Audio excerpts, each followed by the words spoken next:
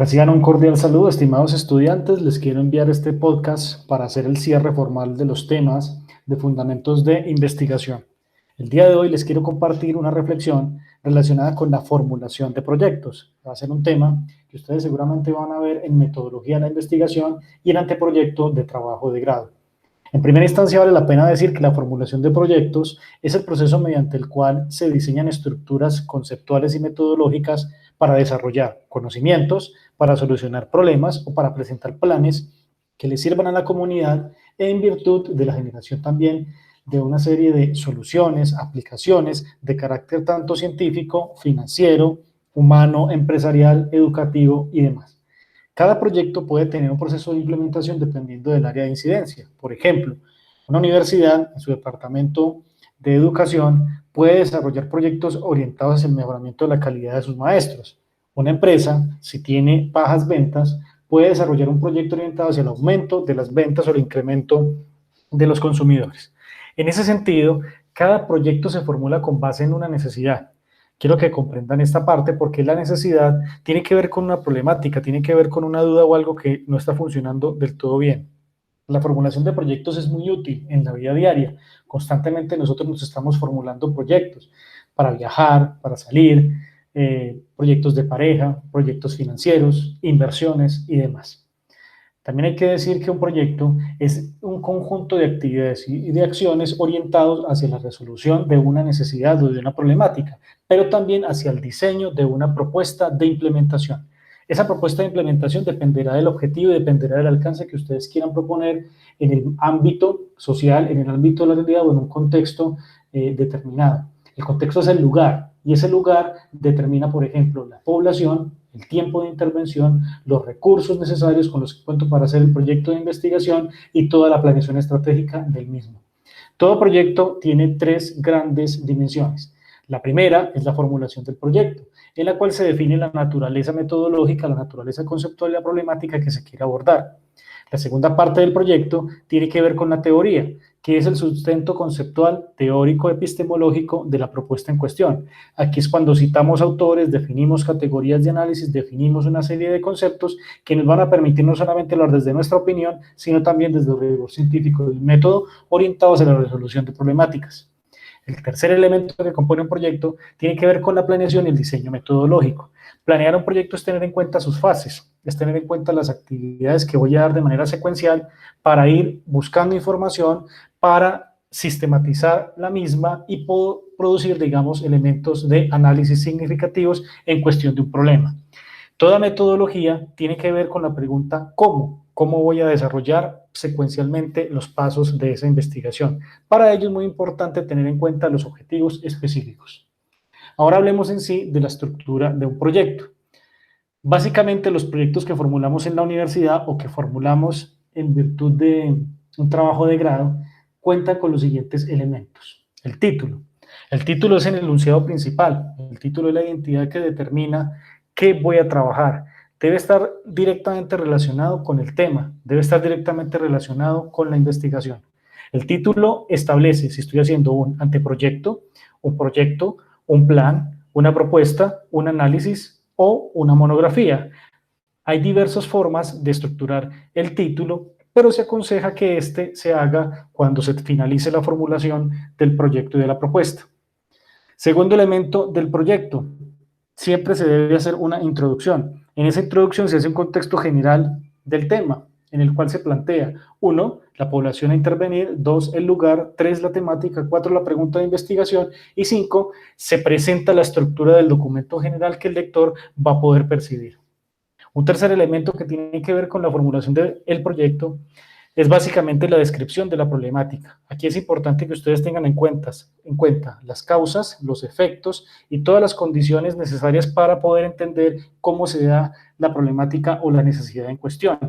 Los problemas deben ser reales, deben ser medibles, deben ser verificables, deben estar afectando a una población determinada y deben estar contextualizados en virtud de un tiempo, en virtud de una locación, en virtud de todo una conceptualización en la cual se defina el fenómeno que estoy analizando y el que trato de resolver. Una buena descripción de un proyecto oscila entre las 2 y las 3 páginas. el siguiente componente es la formulación de la pregunta de investigación. Hay dos tipos de preguntas de investigación que se pueden formular. La primera de ellas son las preguntas de carácter metodológico. Son preguntas que buscan desarrollar acciones, son preguntas que buscan desarrollar soluciones a las problemáticas. Las preguntas metodológicas, por lo general, inician con un cómo o un de qué manera. ¿Por qué? Porque básicamente desarrollan un conjunto de actividades asociadas o orientadas, más bien, orientadas hacia la respuesta a una problemática o de una necesidad. Y el otro tipo de pregunta de investigación es la conceptual. Su objetivo es conocer y desarrollar conocimiento. Inicia por lo general por las preguntas ¿cuáles?, ¿por qué? O ¿para qué? Ese tipo de preguntas es muy valioso porque están amparadas en el ámbito de la ciencia y tratan de comprender el funcionamiento descriptivo de los fenómenos. Además, tratan de comprender el funcionamiento de un contexto o de una problemática determinada. Toda pregunta de investigación se debe justificar. Es el siguiente apartado de un proyecto, la justificación. Es un documento escrito donde básicamente en unas 3 o 4 páginas se hace una defensa de la utilidad de la propuesta o del proyecto. Defender un proyecto es dar argumentos, y esos argumentos deben estar orientados hacia, uno, establecer las motivaciones que llevaron a la formulación de ese problema o de esa propuesta. Dos, describir el impacto o los posibles resultados esperados a través de la implementación del proyecto. Tres, las contribuciones. ¿Qué quiere decir? ¿Para qué le sirve el proyecto a la sociedad? ¿Para qué le sirve el proyecto a la academia? ¿Qué conocimientos estamos desarrollando? Si estamos trabajando en un lugar o en una empresa, ¿para qué le sirve a ese lugar o la empresa la propuesta del proyecto? Y también la contribución en el perfil profesional. ¿Qué quiere decir esto? Formular un proyecto, ¿para qué me sirve a mí como profesional en formación? Además, la justificación debe estar argumentada y podemos utilizar datos, cifras, fuentes de información que nos ayuden a nosotros a establecer por qué es útil la implementación de este proyecto y para qué sirve. Todos los proyectos son igualmente válidos, pero es importante en este documento de 2 a 3 páginas de carácter argumentativo hacer evidente la utilidad y hacer evidente el por qué y el para qué se está formulando esta propuesta. Vienen 2 elementos fundamentales a la hora de desarrollar el proyecto. El marco teórico. Dependiendo de los sistemas de investigación y dependiendo de las guías de investigación o los métodos, existen marcos contextuales que se pueden componer de un marco teórico, un marco conceptual, un marco legal y un marco de contexto. Vamos a hablar de cada uno de ellos. El marco teórico define o desarrolla categorías de análisis. ¿Qué quiere decir esto? Que en un proyecto siempre habrá una gran temática y esa temática, para entenderla, la dividimos en pequeños subtemas. Por ejemplo, gran temática, administración de empresas. Gran temática, gestión financiera. Son temáticas que, digamos, en una propuesta de investigación de unos 6 meses, un año, no podrían abordarse dada la magnitud de la información que ese tema nos propone. Lo que se hace entonces en un marco teórico es coger esa gran temática y dividirla en pequeñas categorías o constructos investigativos, o también se denominan categorías de análisis. Entonces, si tomamos el concepto gestión financiera, dividimos aquellas categorías o encontramos aquellos subtemas que tengan directa relación con ese gran tema.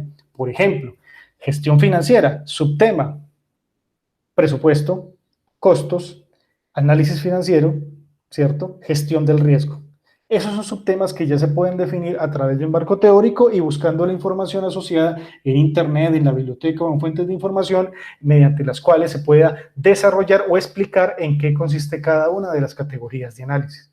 El marco teórico es muy importante porque es el que le da el rigor científico y le da el rigor teorético, es decir, con fuentes bibliográficas, con fuentes de información, para que el proyecto sea absolutamente válido y para que pueda ser reconocido no solamente desde la opinión del investigador, sino también desde fuentes y otros estudios que han hecho otros investigadores a la luz de los temas afines que se pueden compartir en el proyecto enunciado. Otro marco tiene que ver con el marco conceptual, que es la definición a modo de glosario de conceptos directamente relacionados con la propuesta. Es la definición que podemos dar de esos conceptos que son importantes de analizar a la hora de describir el fenómeno en cuestión.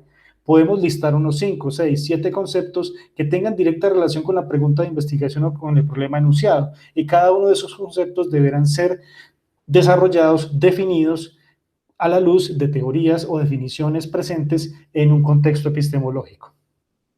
El marco de contexto tiene que ver con la descripción de el lugar, la población, en donde se va a definir el proyecto.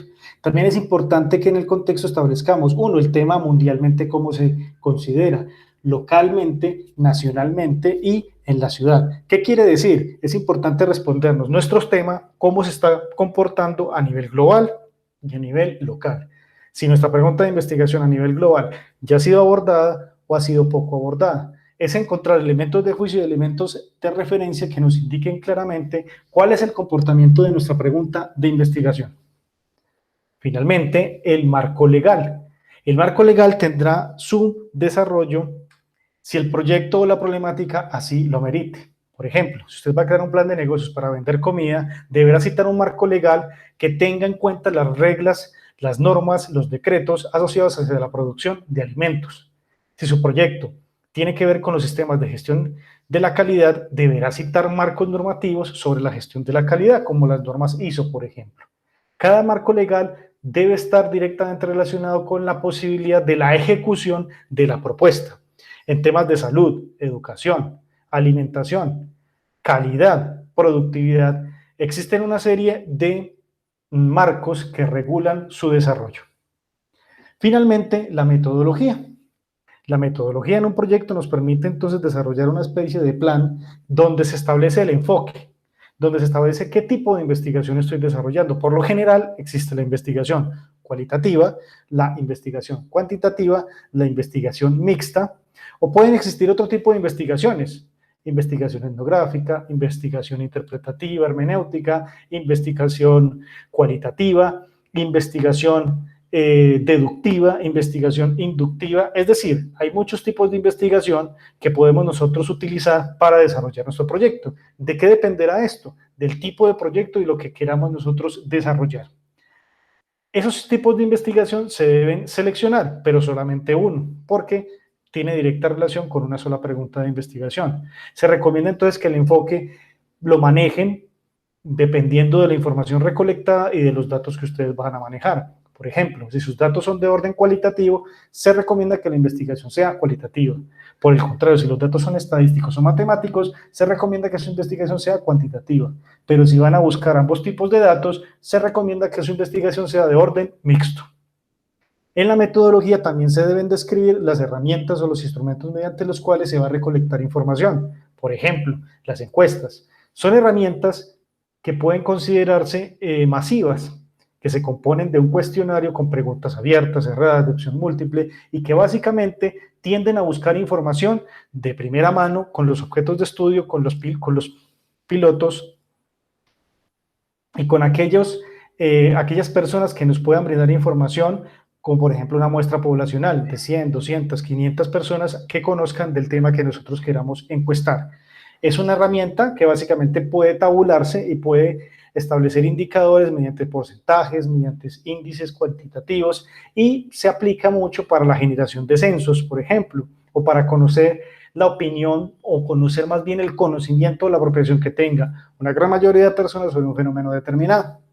La entrevista es otra herramienta que se puede utilizar, es una herramienta más personal, más subjetiva y busca la opinión o la expresión formal de aquellos autores de la información.